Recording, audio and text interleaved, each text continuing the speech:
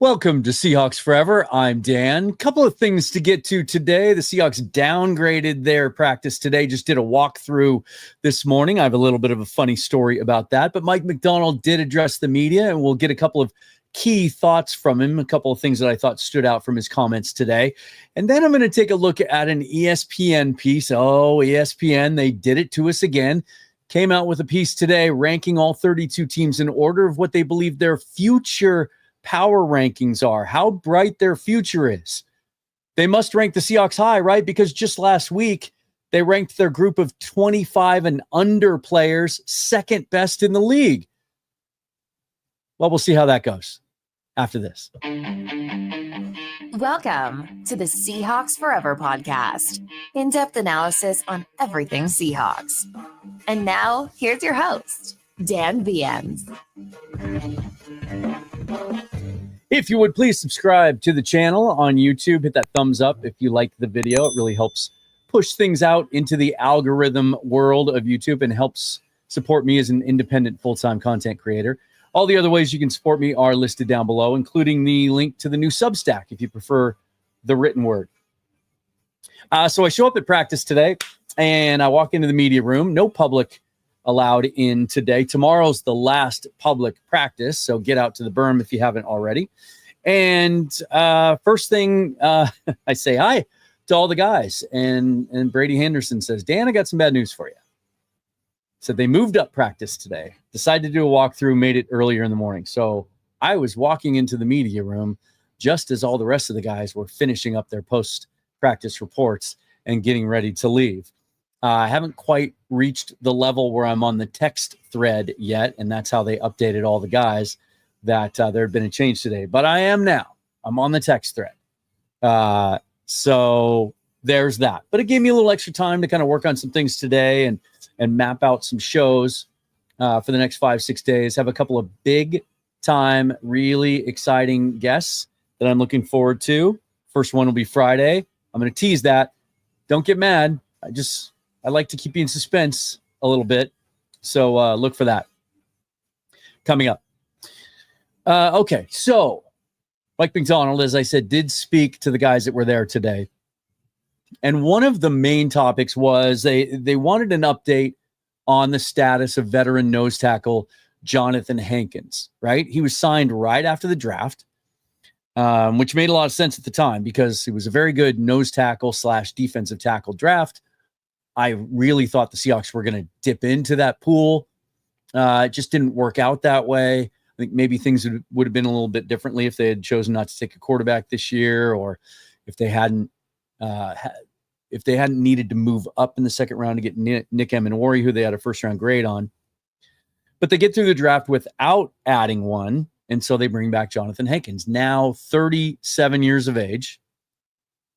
He made some appearances during OTAs and minicamp, came to the mandatory stuff, but he didn't participate in anything. And then when he wasn't there at the beginning of training camp, Coach Macdonald let us know that he was dealing with a back issue. Didn't sound like it was a big deal. Said he's going to be fine, won't be out long. He's an older guy. He's a bigger guy. We're just taking care of him. Well, today sounded a little less confident in that, I guess, that it's, rather than giving us an indication that he's progressing nicely and will be back soon, he said it's really just a matter of how quickly the back calms down. Now, we're seeing very publicly what's happening in Los Angeles with Matthew Stafford and his back issues, same age as Johnathan Hankins, but I suspect it's a little bit different when you're carrying 335 pounds. I mean, I'm older than both of those guys, obviously, but, and I'm nowhere near what either of them weighs, but I deal with back issues on a daily basis, as many of you, I'm sure, do as you advance in age. It's just natural. It just happens. And so we're just not sure when he'll be back. There's no definitive timeline given to us, which shifts the focus to the two young guys playing nose tackle that are on the roster now. And there's other guys that can do, as I've said in the past, nose tackle things. Byron Murphy, obviously, can do that and was called upon to do that more than any of us really wanted to see last year. Jaron Reed also can do that. And even as he moves guys around, Leonard Williams can line up in the 0 or 1 technique at times. although it's not ideal, right? You'd rather have a big space eater in there for early downs. Peely and Bohanna, both 26 years old, 664 pounds between them. They almost weigh the exact same thing. Peely was an undrafted free agent out of USC who played in 12 games for the Dolphins before the Seahawks brought him in last year to their practice squad. Interesting profile for him. He started out at USC at 335, 340 pounds as a true kind of stereotypical nose tackle. And then he had a pretty severe ACL injury. And as part of his rehab and trying to come back from that, he dropped a bunch of weight, got down to like 305, 310. And that kind of changed his profile a little bit. But now over the years, he has now 3 or 4 years removed from that injury, he has put the weight back on. He's a legit 330 pounds now.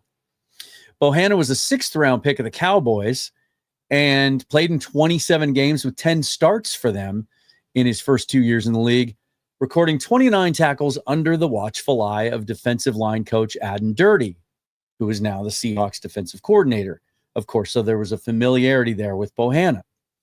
I told you last week that I thought the Hawks might be better at nose tackle than some of you think because of what I'm seeing every day in practice, at least when I show up on time. And also what I saw at Football Fest and even in the game on Thursday a little bit. And here's what Mike Macdonald had to say about those two guys today. That went into the offseason with something to prove. And both guys have really taken ownership of the trajectory of their career by taking care of their bodies, taking a ton of reps, doing a great job, great attitude, positive, just really attacked the whole offseason program. And you can tell the position that they put him in going into camp, and then they've really backed it up with some great practices, and I thought they played well in the game. So excited about both those guys. It's kind of hard to get an indication. We're always trying to parse Macdonald's words and get a feel for which way he's leaning on a player. He's very good at hiding that, I think. If we simply tried to make out a roster of guys that he's praised and says he really likes, we'd have more than 53 players for certain. Bohanna obviously has the background with Dirty. And interestingly enough, he had an interview just the other day with Corbin Smith where he talked about how they're moving him around quite a bit and even letting him play some 3 technique, which I thought was fascinating, and even some big end, some 5 technique on the edge as well. And then Peely's a guy that Macdonald was asked about him last week, and he kind of lit up a little bit, talked about what a great athlete he is, said you just can't have enough of those of athletic big guys.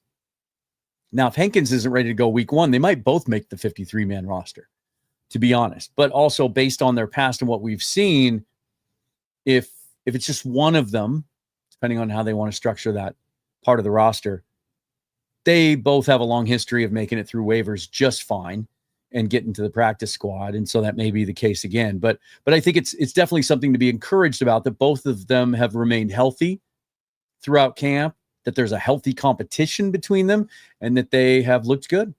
A lot of times, if that's a position that you feel like, the team needs some help at, a lot of times the types of players they would go get are guys with very similar profiles to what you see from Bohanna and Peely. Late round or undrafted guys that bounce around a little bit before they find a home. And so anyone that they would go out looking for at the cut to 53 would probably have a similar profile, unless maybe that one guy gets surprisingly released, maybe a veteran because of a contract or an injury situation, and he might need a couple of weeks to bounce back. So there might be some other options there as well too, but I just wanted to kind of bring you up to speed on what's going on there, because I do feel good about both those guys. And I think they're both still just 26 years old. And I think they both, between the two of them, you might have a really good nose tackle in there somewhere. One of them kind of establishes himself and steps out in front of the other one. And then he was asked quite a bit about the offensive line again today, as we're just going to continue talking about this until we don't, I suppose. But it was an important question, because we have been hearing all through camp that Macdonald said he wanted to settle sooner rather than later on his starting 5. I've talked at length about how one of the many mistakes last year that Scott Huff and Ryan Grubb and that coaching staff made last year was not just, the long list that we've gone over ad nauseum about just some of the errors in strategy, scheme, trying to support those guys and coach them up, but also just not settling on 5, like keeping that rotation going into the season at right guard. I think it held that group back from establishing any kind of continuity. And that was tough anyway because of the injury issues at right tackle. So he said at the outset of camp, want to get it done sooner rather than later. We know that he wants to use the joint practice next week in Green Bay as his primary opportunity to play the ones hard. They're not going to play much, if at all, on Friday against Kansas City. They're not going to play at all the established starters in the game 3 at Green Bay. And so that joint practice about 10 days from now is where those guys are going to get their most important reps. So I believe it's going to be settled before then. I think he's going to make a decision after the Kansas City game. They're going to decide on their starting 5 because that's who they're going to want to run out there against the Packers on that day. But he was asked today again, because of some of the uncertainty, right? We thought we were seeing certainty at center with Olu Oluwatimi dominating most of the first team reps, even though Jalen Sundell was still in the competition and working in there. But it was pretty clear to me that Oluwatimi was being treated as the starter. And then he hurt and then his back flared up. I was thinking of Christian Haynes with the pec. And he hasn't really been able to go the last week or so. Tried to go yesterday and they had to shut him down because it tightened up on him. He did not participate in the walkthrough today. But he didn't, again, Macdonald didn't make it sound like it was going to keep him out for very long, and he also wasn't clear about whether it would hold him out of the game on against Kansas City on Friday. As for right guard, talked about this last night, pretty clear to me that Anthony Bradford is the leader in the clubhouse. He's been taking all the first team reps for the most part for the last week and a half, 2 weeks. Occasionally Jalen Sundell will work in there, but Christian Haynes, battling an injury of his own, hasn't been working at right guard with the first team at all. Hasn't been mixing in there at all. He's been working at right guard with the second team in practice at times. And then we saw him at left guard extensively or exclusively in the second half of the preseason game against the Raiders. So not really sure what's going on there. So I think they're close to being set, but he was asked again, will you, if there isn't clarity at right guard, could that become a rotation again as we get into the season? And he shut that down right away. Here's what he had to say. The plan is not to rotate. I think we're narrowing in on what we want to do. We have a process, so right now we just want to stick to it. Like but we'll name a starting 5 at some point. I think you can translate at some point into meaning after the Kansas City game. Maybe not immediately after, but before we get to that joint practice. It may not be announced per se, but I think the 5 that go out there are going to be the starting 5, save for any further injuries that might prevent that. Okay. So last week we got to talk about some good news from ESPN. We've discussed several times over the offseason about how the national media is just slow to buy into anything that's happening here in Seattle. And as much as some of you like to think that that's always the case, that's a case of short memory, because certainly 2012, 13, 14, they were the darlings of the entire league. Certainly in recent years, though, it seems like the national media, the analysts out there that don't cover the team on a regular basis, just have a hard time wrapping their arms around the Seattle Seahawks for whatever reason.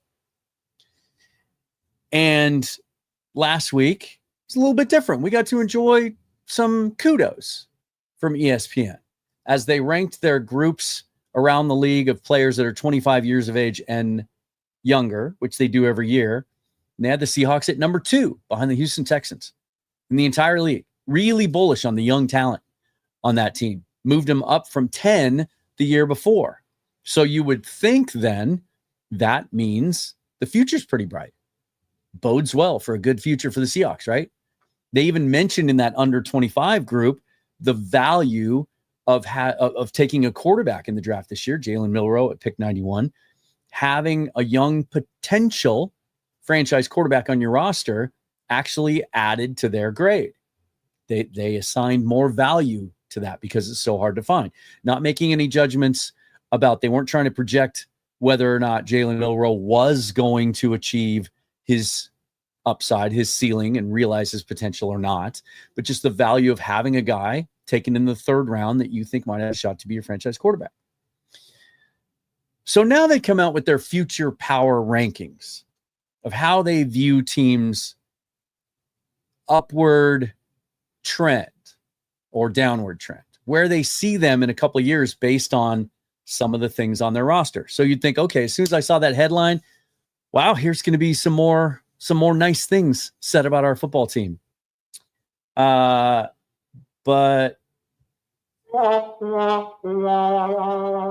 that's what we got. Let's do this again. That's what we got. Seahawks come in 21st out of 32 on ESPN's rankings of future potential. Here's what they had to say about the Seahawks. Gave them an overall score of 75.5. A lot of teams were all kind of mashed together within less than a point of each other. So it wouldn't have taken them a whole lot to move up a few spots.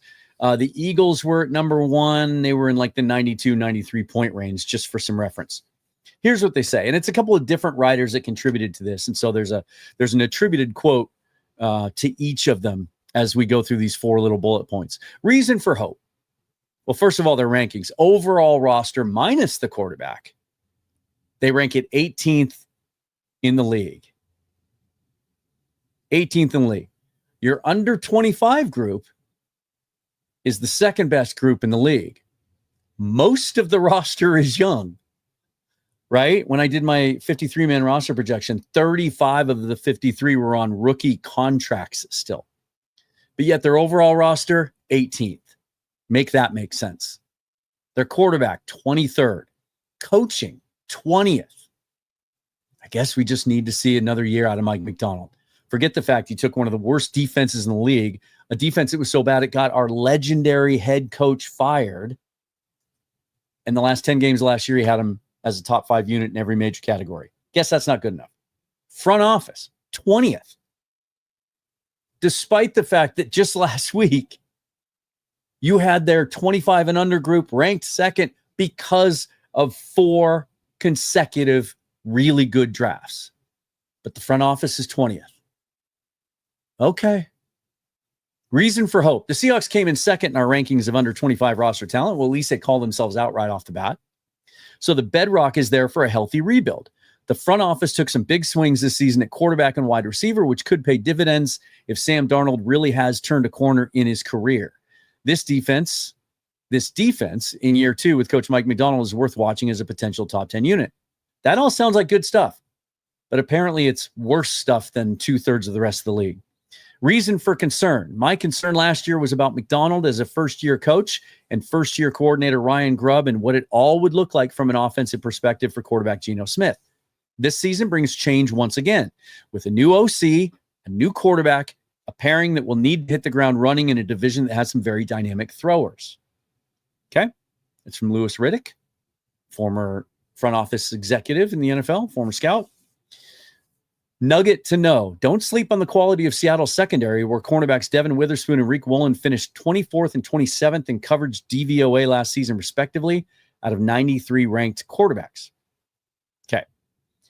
Finally, bold prediction. Led by second-year star quarterback Lenoris Sellers, along with a top 5 defense, the Seahawks will reach the Super Bowl, but will lose. The days of Smith and Darnold will be ancient history by 2027. So not only are they saying that the roster that has the second best group of young players in the league is worse than 2/3 of the rest of the league as far as their future goes, but they think they're going to be so bad they're going to have a shot at Lenoris Sellers, the quarterback out of South Carolina, in the next draft, and that they're going to give up on Jalen Milroe in the next 9 months. Now, if you're not confused enough already, let me fill you in on how they feel about the rest of the NFC West. They have the Cardinals at 17th, the Rams at 13th, and the 49ers at 9th. That shouldn't have been a surprise. They're always way higher on the 49ers than I think the rest of the consensus. We'll get to that in a second. Here's what really grinds my gears, as Homer Simpson would say. This baffles me to no end. This is what they had to say for their bold prediction for the Cardinals. The Cardinals would trade quarterback Kyler Murray before the 2027 season. After 2 seasons in which they're competitive but not threatening true contention, they will decide to deal Murray, who will have 2 non-guaranteed years left on his deal at that point, rather than extend him again. Arizona will recoup real draft capital in the deal from a team that will instantly upgrade at the most important position. What is happening here? So you're saying they have a brighter future than the Seahawks, and they're in the middle of the pack. So they have a brighter future than about half the league. And yet they're going to give up on their quarterback a year and a half from now? That makes 0 sense. Oh, but it gets better. This is what they said about the Rams in their bold prediction. Similar. The Rams will be a relative long shot to make the playoffs, but do it anyway. After a final run with Stafford in 2025, they will reset in 2026 and enter 2027 with a new young quarterback plus a boatload of cap space. They'll make trades for stars to spend that money and get back to the postseason faster than most imagine. You think they have a top half of the league future, and yet you're saying they're going to get rid of their quarterback after this season and tread into the waters of young quarterback, because that's so certain. Now, we know they're in a good position for it. They have the 2 first-round picks next year. But this level of uncertainty, and then somehow they think that they have a brighter future. It's beyond shocking to me. 49ers, I mean, it's typical stuff. They just kind of glaze over, it's Kyle Shanahan and he can do no wrong, and John Lynch, and they've drafted well. They've lost Debo, Hufanga, Greenlaw, Ward, their entire defensive line, not named Nick Bosa. Ayuk is out until midseason. Their best players are Trent Williams, who's 37 now, and they haven't even addressed the offensive tackle position in the last few drafts.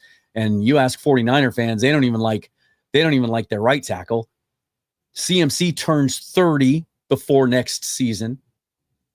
Their entire defensive line is young. That's a good thing. I like what they did there. But there's no, those guys have to develop. You have to see it. There's major holes on defense, and they have them 9th. I don't know. I don't know, guys. Why? This is going to be fun. And what I mean by that is because I can't wait to see your comments. What do you all think of that? How do you make sense? Like I said, make it make sense. It shouldn't bother me, and it only does from a fan standpoint. As an analyst, like, I get it. People have differing opinions, and sometimes people are wrong. I'm wrong. Lord knows I'm wrong. But it just there just seems to be a complete lack of